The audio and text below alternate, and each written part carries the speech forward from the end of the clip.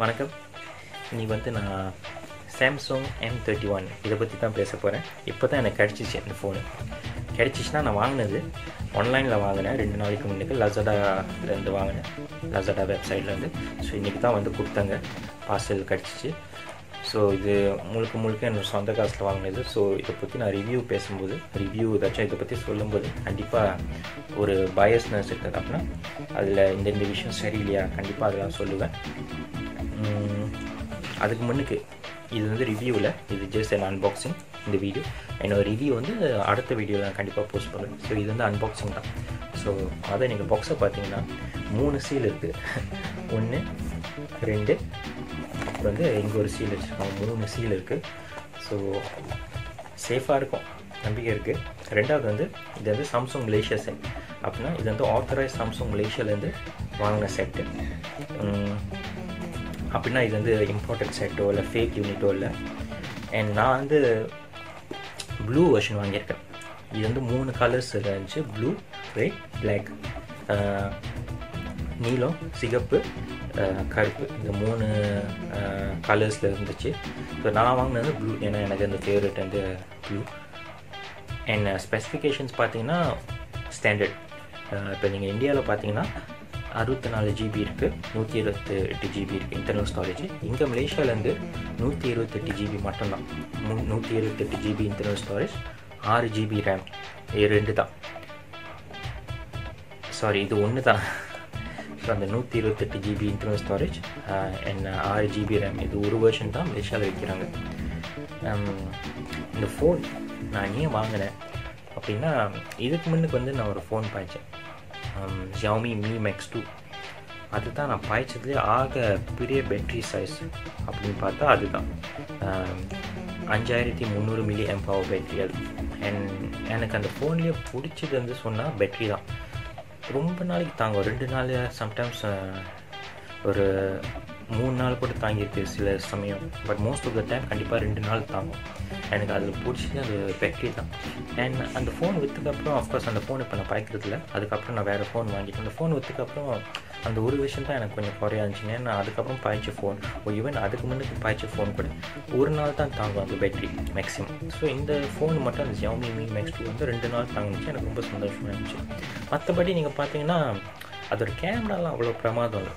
கேமராலாம் ஓகே, அதனால தான் அதை விற்றுட்டு இன்னும் ஒரு பெட்டரான கேமரா, இப்போ இந்த மாதிரி யூடியூப் வ்ளாகிங் அதெல்லாம் சேர்த்துக்காக ஒரு நல்ல ஃபோன் வாங்கினா நல்லாயிருக்குமே அப்படின்னு நினச்சேன். ஸோ அதனால தான் அது விற்றுட்டு Oppo F11 Pro வாங்கிட்டேன். இந்த ஃபோனும் நல்லா தான் இருக்குது, பட் பேட்ரி வந்து ஒரு நாளைக்கு தான் தாங்குது. ஸோ அதனால தான் நான் இது வாங்கிட்டு ட்ரை பண்ணலாம் அப்படின்னு நினச்சேன். ஸோ இது வந்து நான் சொன்ன மாதிரி இது அன்பாக்சிங் வீடியோ தான் இந்த வீடியோ. இதுக்கப்புறம் நான் என்ன செய்ய பிளான் பண்ணியிருக்கேன்னா, ஒரு ரிவ்யூ, ஒரு ஃபுல் ரிவ்யூ. 3வது கேமரா பற்றி மட்டும் ஒரு ரிவ்யூ. 4வது வந்து ஒரு கம்பேரிசன். இப்போ நான் பாய்க்கிற Oppo F11 Proவும் இதுவும் ஒரு கம்பேர் பண்ணி ஒரு வீடியோ எடுப்பேன். ஸோ அதுதான் சேர்ப்பேன். இது வந்து அன்பாக்சிங் தான் இப்போ. ஸோ வாங்க ஃபோனுக்கு பாக்ஸுக்குள்ளே என்ன இருக்குன்னு பார்க்கலாம்.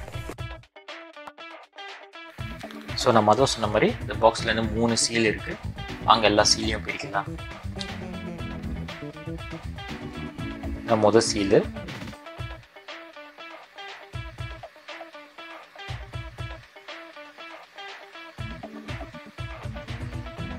ரெண்டாவது சீல்,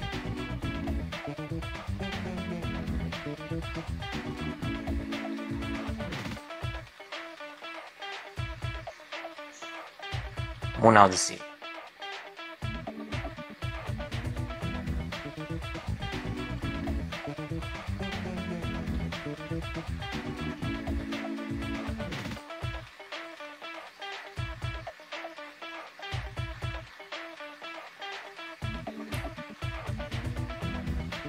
சரி, இதுக்குள்ள என்ன இருக்குன்னு பார்ப்போம்.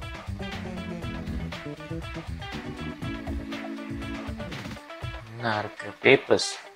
ஆமாம், கேசிங் ஒன்றும் இல்லை, ஜஸ்ட் சம் பேப்பர்ஸ். அந்த யூசர் மேனு, யூசர் கைட்லாம் இருக்குல்ல, அதெல்லாம் இருக்குது. கண்டிப்பாக கேசிங் ஒன்றும் இல்லை, நீங்கள் சொந்தமாக தான் வாங்கணும், ப்ரொடெக்டிவ் கேஸ்லாம். அப்புறம் அது சும்மா ஒரு ஸ்டிக்கரு,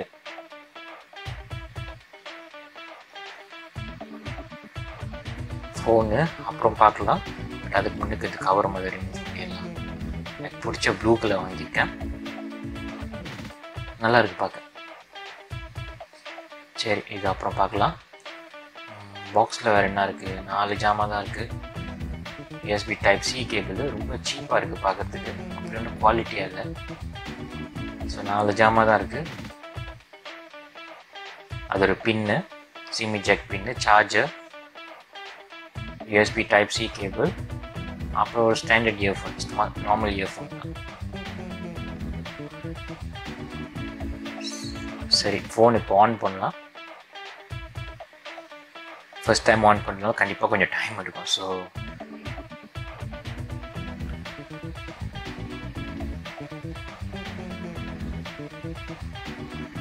ஃபோன் அவ்வளோ வெயிட்டாக ஃபீல் பண்ணல, நல்ல வெயிட்டு, ரொம்ப லைட்டாகவும் இல்லை, அதே நேரத்தில் ரொம்ப கனம் அப்படின்னு சொல்ல முடியாது, சரியான வெயிட்டில் இருக்குது.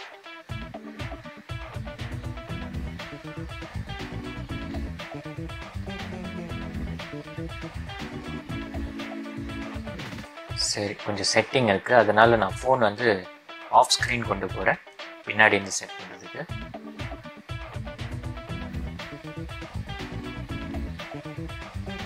ஸோ மீன்வால் ஃபோன் செட் பண்ணிகிட்டு இருக்கிற வரைக்கும் அந்த ஃபோனை பற்றி சில வார்த்தைகள் என்னன்னா, ஒரு 2 விஷயம் எனக்கு கொஞ்சம் டிசப்பாயிண்டிங்காக இருக்குது. ஏன்னா ஃபர்ஸ்ட் கேசிங் கொடுக்கல அந்த ஃபோனுக்கு. வேலை பார்த்தீங்கன்னா அப்படி ஒன்றும் ரொம்ப விலை குறவு அப்படின்னு சொல்லுவேன், மிட் ரேஞ்ச் ப்ரைஸ் அப்படின்னு சொல்லலாம். மலேசியாவில் வந்து நீங்கள் பார்த்தீங்கன்னா இதோட விலை வந்து 1099 ரிங்கிட்டு, டிஸ்கவுண்ட்லாம் இருந்தால் கூட ஒரு 999 ரிங்கிட் 999 கிடைக்கும். ஸோ அந்த மாதிரி வேலைக்கு வந்து அவங்க கேசிங் ஒன்றும் கொடுக்கல, ஸ்க்ரீன் ப்ரொடெக்டர் கூட இல்லை. ஒரு நார்மல் ஸ்க்ரீன் ப்ரொடெக்டர் கொடுத்தாலும் சந்தோஷமாக இருக்கும், அது கூட இல்லை. ஸோ அதனால் இந்த ஃபோன் வந்து கேசிங் எக்ஸசரிஸ் வாய்ஸ் வந்து ஒரு பெரிய டிசப்பாயின்மெண்ட். ஒன்றும் செட் பண்ணிக்கிட்டு இருக்கு.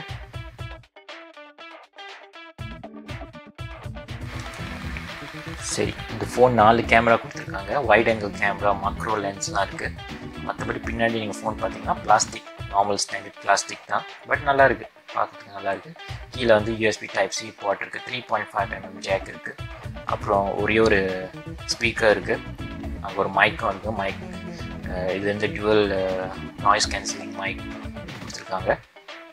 மற்றபடி சைடில் வந்து இந்த சைடில் வேறு ஒன்றும் இல்லை, ஜஸ்ட் பவரும் வால்யூம் ராக்கர் கீயும் இருக்குது. இந்த சைடில் வந்து சிம் ட்ரே இருக்குது.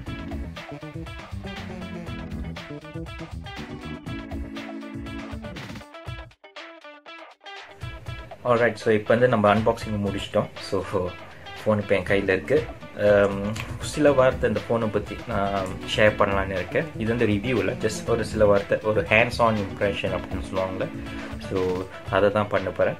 ஸோ ஃபர்ஸ்ட் திங் வந்து அந்த பின்னாடி, ஸோ இது நீங்கள் பார்க்கும்போது உங்களுக்கு தெரியும் அது பிளாஸ்டிக் தான், கொஞ்சம் ப்ரீமியமான லுக்கெலாம் இல்லை இதுக்கு, அதே நேரத்தில் ரொம்ப சீப்பாகவும் இருக்குது அப்படின்னு சொல்ல முடியாது.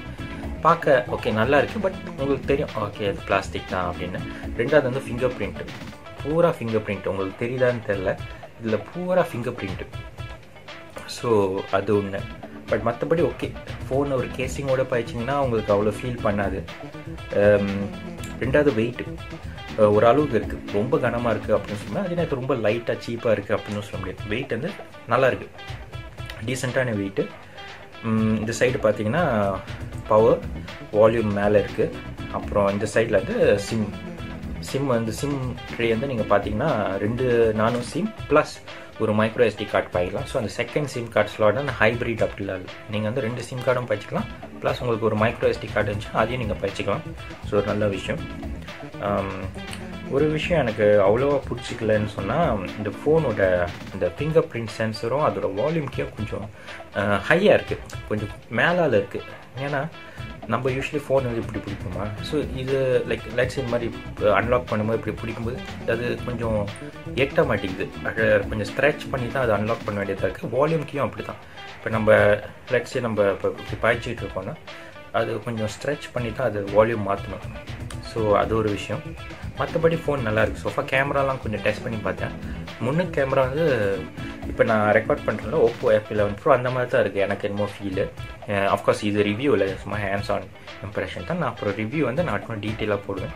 பட் இப்போதைக்கு வந்து அந்த முன்னுக்கு பார்க்கும்போது அதோட குவாலிட்டி வந்து இந்த F11 Pro அந்த ரேஞ்சில் தாங்க. பின்னாடி கேமரா கொஞ்சம் இம்ப்ரெசிவாக இருக்குது, நிறையா ஃபங்க்ஷன்ஸ் இருக்குது. நான் ஒன்றும் டெஸ்ட் பண்ணி பார்க்கணும். அந்த வைட் ஆங்கிள்லாம் நல்லா இருந்துச்சு. ஸோ அது கொஞ்சம் இம்ப்ரெசிவாக இருக்குது.